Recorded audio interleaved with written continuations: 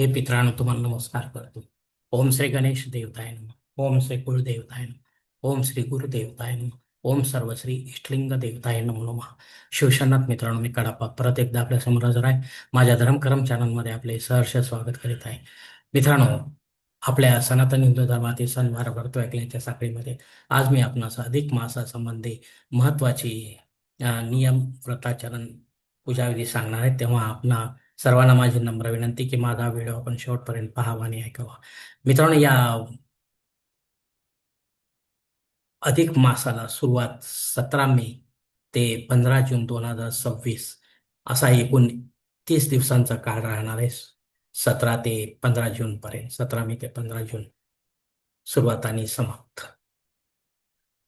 यामुळे व्हिडिओमध्ये आपण सर्वसामान्य भक्तांसाठी शक्य असलेली व्रताचरणे मी थोडक्यात समजावून सांगण्याचा प्रयत्न करणार आहे. तेव्हा आपणा सर्वांना माझी नम्र विनंती की माझा हा व्हिडिओ आपण शेवटपर्यंत पाहावा आणि ऐकावा. मित्रांनो, अधिक मास महात्म्य ग्रंथ जे 5 ते 10 रुपये आपण आपल्याला मिळतील, ते किमान 5 पहिल्याच दिवशी सवाष्ण स्त्रियांचा योग्य तो मान सन्मान करून विधिवत त्यांना दान करा.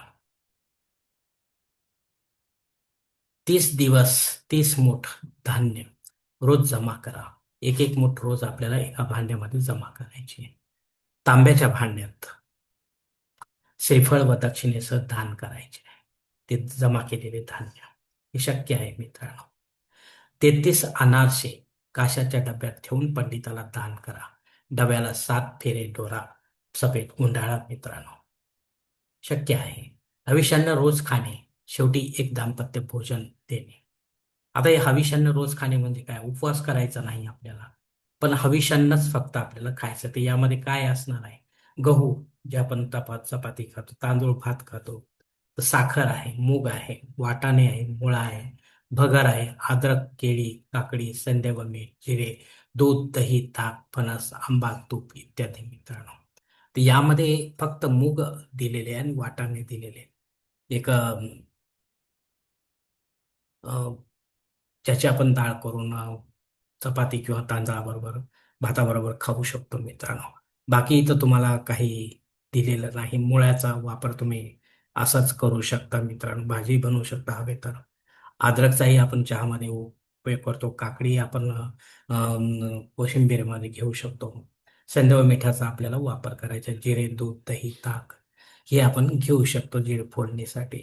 दूध, दही, ताक, फणस जो पचायला थोडासा जड असतो तोही आपण घेऊ शकता. आंबा आणि तूप हेही आपण घेऊ शकता, पण आंबा आता मिळणे हळूहळू कमी होईल मित्रांनो. तर अशा प्रकारे हे जे काही अविषान्य आहे याचे सेवन करून आपण हा मास पूर्णपणे व्रताचरणात घालवू शकता मित्रांनो. आणि शेवटी आपल्याला एक दाम्पत्याला भोजन घरी बोलावून त्यांचा योग्य तो मान सन्मान करून द्यायचा आहे मित्रांनो.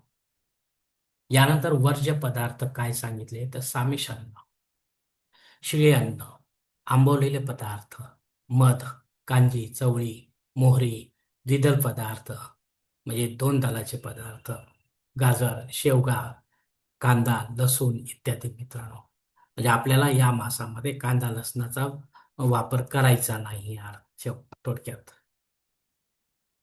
तर अशाही प्रकारचे आपण हे वर्ज्य करून पदार्थ किंवा वस्तू वर्ज्य करून आपण या मासाचं व्रताचरण करू शकता. अशौच आले असता देवपूजा बंद, पण व्रत चालू ठेवावे हे लक्षात घ्या. हरिविजय वा श्रीमद भागवत ग्रंथ पारायण करावे. यापेक्षा मंत्रजप करा असे माझे स्वतःचे सांगणे आहे. ओम विष्णवे नमः किंवा ओम श्री पुरुषोत्तमाय नमः. ओम लक्ष्मी नारायणाचा गायत्री मंत्र घ्या. स्वतंत्र जो आहे तो एकत्रही आहे. त्यानंतर विष्णू सहस्त्रनाम रोज आपल्याला वाचायचं आहे. रात्रीच्या वेळी वाचू शकता आपण. रोज लक्ष्मीनारायण मंदिरात जाऊन विधिवत देवतांचे दर्शन घ्यायचे. पण मंदिर आपल्या रोजच्या येण्या-जाण्याच्या मार्गात असावे. त्यासाठी मुद्दाम वेळ काढून आपल्याला जाणे महिनाभर तरी शक्य होणार नाही मित्रांनो. फार अवघड जाणार आहे. अन्यथा यांच्या प्रतिमेची घरच्या घरी रोज पंचोपचार पूजा करावी. मूर्ती असेल तर षोडशोपचार पूजा करावी मित्रांनो. हेही आपल्याला जमू शकते मित्रांनो. आपले कुळदेवा व कुळदेवता वा इष्टदेवता लक्ष्मीनारायण भगवान नसतील तर केवळ व्रत नियमांचे पालन आपण करावे. पूजा भाग सोडून द्यावा. पूजा आपल्या इष्टदेवतेची किंवा आपली जी काही कुळदेवता आहेत, कुळदेवी आहेत त्यांचे करावे मित्रांनो.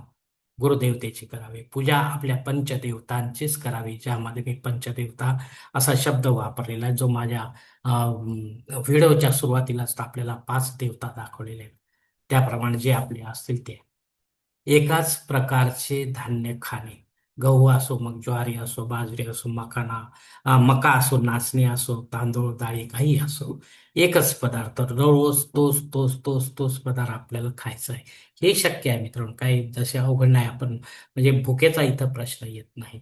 निदान भोजनापुरते तरी मौन व्रत पाळल्यास पापांचे निरसन होते. अनेक भक्तगण या नियमांचं अवलंबन करत असतात. वीरशैवामध्ये तर अ, नक्कीच करत असतात, जे व्रताचरण या प्रकारचे करू इच्छित असतात ते. सर्वच नाही वीरशैव. तेला तुपाचा सोन्याचा आनंदीप लावणे.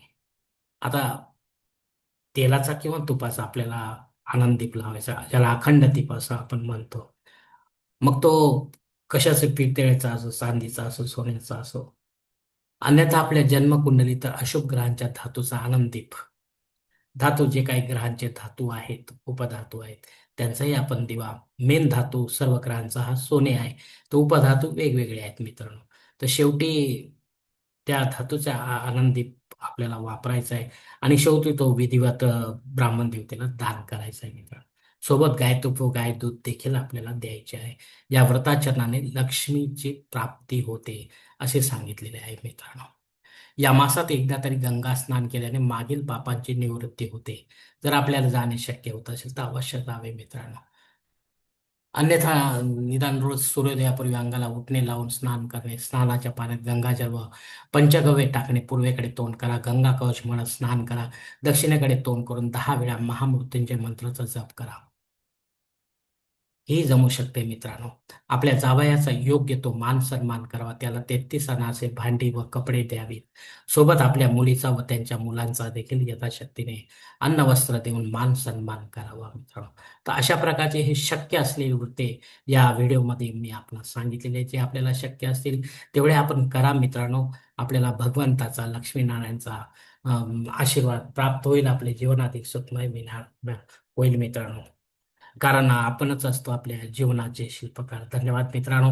आजचा हा शक्य असलेल्या व्रतांचा जो व्हिडिओ आहे अधिक मासातील, तो मी याच ठिकाणी बंद करीत आहे, संपवत आहे. तर आपण माझ्या मताशी सहमत असाल तर कृपया माझे धर्मकरम चॅनल सबस्क्राईब करा, लाईक करा, आपले कुटुंब व मित्रपरिवार असं शेअर करा. तसेच कॉमेंट्स बॉक्समध्ये आपले मत अवश्य नोंदवा आणि माझा पुढील व्हिडिओ आपल्यापर्यंत पोहोचण्यासाठी बेल बटन अवश्य दाबा.